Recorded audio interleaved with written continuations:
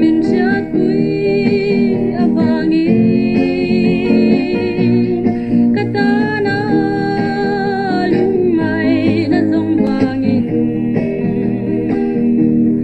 zalena kola la engeya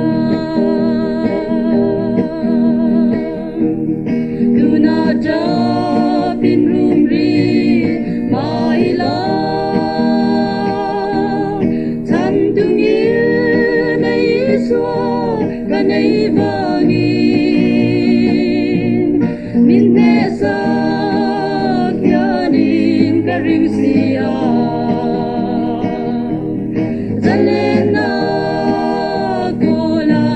la engeya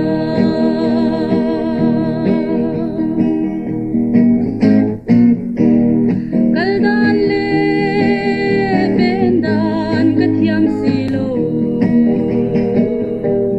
sualin bin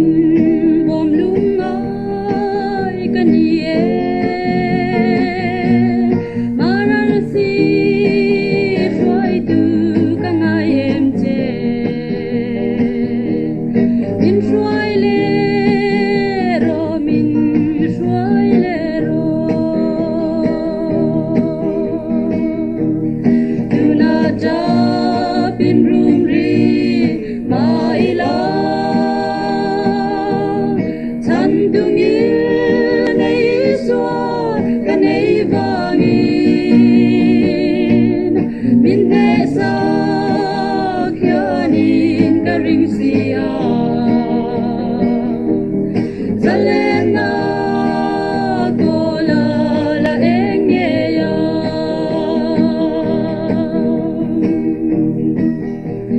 tuna japin rumri maila chan tungil na iswa kanay bangin minne sa